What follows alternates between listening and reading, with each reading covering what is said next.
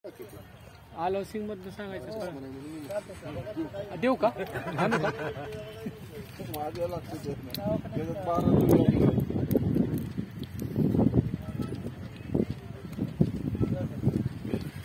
आज या ठिकाणी आपण अतिशय वेळात वेळ काढून आपला बहुमूल्य वेळ आज आपल्या बारामती दौंड रिक्षा इंदापूर रिक्षा कृती समितीसाठी दिला. आपल्या विरोधात जो हिट कायदा जो चाचणी कायदा मी आता सगळ्याला सांगितलं की त्याला 10 वर्षाचा तुरुंगवास आणि 7 लाख रुपयाचा दंड असा आपल्या कुटुंबावरती नांगर फिरवणारा कायदा पारित झालेला आहे केंद्र शासनाकडून.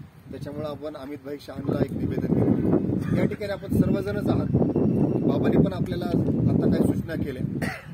मी आपल्या रिक्षा बांधवांच्यासाठी आपल्या केंद्र आणि राज्य शासनाच्या वेगवेगळ्या योजना आहेत की त्याच्यामधून आपल्या कुटुंबाला आपल्या व्यवसायाला आणि आपल्या काही रिक्षा जो काय आपण चालवतो त्याला हातभार लागण्यासाठी त्या गोष्टी महत्त्वाच्या आहेत.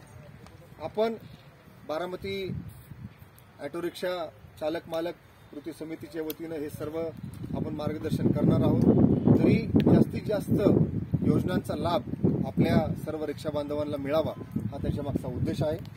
मी या ठिकाणच्या योजना वाचतो. त्याच्याबद्दलचं डिटेल फक्त मी सांगणार नाहीये कारण ते एका योजनेच्या बद्दल सांगायचं म्हटलं तर कमीत कमी 15-20 मिनिटं लागतील. त्याच्यापेक्षा योजना फक्त सांगतो. ज्याला जी योजना आवडेल त्याच्याबद्दलचा अभ्यास किशोर आणि अण्णांनी केलेला आहे. मनोज पण त्याला मदत करतायत. तर आपल्याला मी त्या दोघा तिघांची का नावं सांगतोय की मी बघतोय आता पाठपुरावा करत असताना या दोघा तिघांचा पुढाकार खूप चांगला आहे. आपल्याला अभिजित आणि हे सगळे मंडळी त्याला मदत करतायत. मी हे तुम्हाला का सांगतोय की ज्या वेळेला आपल्याला पासिंगचा विषय आला आपल्याला इन्शुरन्स काढून कमी खर्चामध्ये आपल्याला फक्त आपल्या गाड्या पासिंगसाठी आतापर्यंत फक्त 10 अर्ज आले. त्या विषयासाठी मी तुम्हाला आवर्जून सांगतो की 10 रिक्षा बांधव कोण असतील त्यांनी त्यांच्या रिक्षाचा जो काही पासिंगचा जो काही खर्च आहे तो फक्त शासकीय फी मध्ये तुमचा खर्च होणार. तुम्हाला आरटीओकडे कुठलेही हेलपाटे मारावं लागणार नाहीयेत. तुम्हाला कुठल्या एजंटकडे जावं लागणार नाही. तर हे तुम्ही लोकांनी ह्या योजनेचा हा आपल्या संघटनेच्या माध्यमातून सगळ्याच्या प्रयत्नातनं आपल्याला आरटीओ साहेब मागच्या रस्ता सुरक्षा अभियान आपण सर्वांनीच्या उपस्थितीमध्ये पार पाडलं. त्यावेळी आपण विनंती केली आपल्या संघटनेच्या वतीनं आणि त्याला त्यांनी प्रतिसाद दिला आणि त्यांनी तसं आपल्याला सुट्टीच्या दिवशी ते म्हणले मी माझ्या फक्त रिक्षा बांधवांसाठी स्पेशली मी त्या दिवशी फक्त आपल्या पासिंगच्या ट्रॅकवरती फक्त आपल्या रिक्षाच असतील आणि काही त्यासाठी लागणारे जे काही एकही रुपया फक्त शासकीय फी आपल्याला द्यावी लागणार आहे ते तर आपण देतोच. पण इतर तरी देऊन सुद्धा पासिंग होईल याची खात्री नसते. मग ते मीटरच्या तपासणीबाबत असेल ब्रेकच्या बाबत असेल इतर काही गोष्टी असतील. ह्याच्यामध्ये अजून एक मी तुम्हाला या ठिकाणी आवर्जून सांगतो की आपल्या गाडीचा फिटनेसचा मुदत 1 महिना अगोदर आपण त्या गाडीची फिटनेस करून घेऊ शकतो आणि नंतर त्याचं फिटनेसचा तो जो काही कालावधी तो नंतरचाच राहतो. म्हणजे असं नाही की आत्ता पासिंग केली म्हणजे आजपासून सुरू झालं. म्हणजे आज तारीख आहे समजा 16 आपण आपली 16 मार्चला जरी गाडीचं पासिंग संपणार असेल आपल्या आणि आपण आज गाडी दाखवली आरटीओला आणि त्यांनी पासिंग केली तर 16 मार्च पुढची 25 पर्यंतच आपल्या गाडीचं फिटनेसचा परवाना राहणार आहे. अशा काही बांधवांच्या मनामध्ये शंका होत्या. काय होतं की आता तुमचं इन्शुरन्स व्हॅलिड आहे.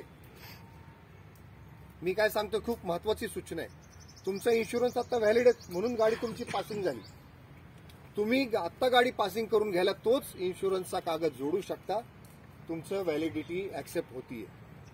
नंतर तुम्ही ज्या वेळेला तुमचं पासिंग होईल तुम्ही हळूहळू मनोज आणि सागरनी काहीतरी अभिजितनी एक त्या इन्शुरन्स घाडगे नावाच्या व्यक्तीकडे 4,500 रुपयात इन्शुरन्स काढून मिळतो. बाहेर 5,500-6,000 हजार रुपये जातात तिथं आपले 1,000-1,500 वाचतायत फुल पार्टी आणि हे फुल थर्ड पार्टीने फुल इन्शुरन्स निघतोय. तर ह्या गोष्टीचा तुम्ही लाभ घ्या. तुम्हाला काय फक्त तुमच्या गाडीचे कागदपत्रच आणून द्यायचे. मी मागच्या वेळेला अजून एक आव्हान केलं होतं की ज्याचे 15 वर्षाचे पुढे झालेले आहेत त्याला रोज 50 रुपये दंड आहे. तो दंड तुम्ही भरायची व्यवस्था नाहीये. काय आर्थिक अडचणी आहेत आपल्या सगळ्यांना. तर असे जे काही 10-5 रिक्षावाले आहेत आपले बांधव ते कोण आहे ते शोधा. तो जो काही 50 रुपयाचा जो रोजचा दंड आहे ते आपण सामाजिक कार्यकर्ते काय असतील बाबा काय असेल मी असेल असे 2-4 जणांचे आपण ते दंड भरू आणि त्याची गाडीचे पेपर क्लिअर करून घेऊ. आपण जो बॅकलॉग राहिलेला आहे तो कुठल्या ना कुठल्या मार्गाने आपल्याला आपल्या रिक्षा बांधवांचे लायसन असतील, गाडीचे पेपर असतील, हे आपल्याला क्लिअर करायचे. तुम्हाला माहिती असेल कोविडच्या काळात आपल्याला 1,500चं अनुदान आलं. त्या 1,500चं अनुदान आणण्यासाठी आपल्या गाडीचे पेपर क्लिअर नाहीत, त्या बांधवाला 1,500 नाही मिळू शकले.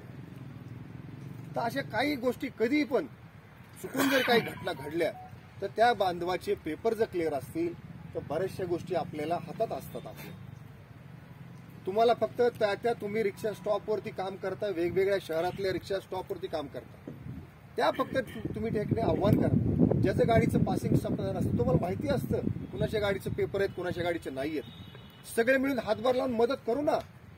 प्रत्येकाने 50-100 रुपये जर खर्च झाले, तुमच्या आरटीओच्या एजंटला जर तुमचे 1,000 रुपये, मला माहिती नाही किती जातात, पण 1,500 जरी वाचले आणि ते आपल्या एका रिक्षा बांधवाच्या 50 रुपये त्यातला जर तुमचा खर्च झाला तर हा आपल्याच रिक्षा बांधवांच्या साठीचा उपयोगाचा मुद्दा आहे. त्याच्यामुळं त्या एका मुद्द्याचं महत्वाचं करून तुम्ही आपापल्या रिक्षा स्टॉपवरती ज्या रिक्षा बांधवाचं फिटनेस 1 महिना आहे आणि त्याचा आत्ता आपण क्लिअर करून घेऊ. 10 रिक्षाचे पेपर आलेले आहेत, 10 रिक्षाचे फुल इन्शुरन्स काढून झालेला आहे. ते आता आरटीओ एजंटकडे जाऊन आपण तारीख घेणार आणि आपण लगेच आरटीओला सांगून त्यांचा एक अधिकारी आपल्यासाठी येणार, स्पेशली आपल्यासाठीच येणार. त्या दिवशी फक्त आपल्या रिक्षाच असणार आहे. हे अतिशय चांगला निर्णय आहे. दुसरा, ज्या दिवशी आपलं रस्ता सुरक्षा अभियान होतं त्या दिवशी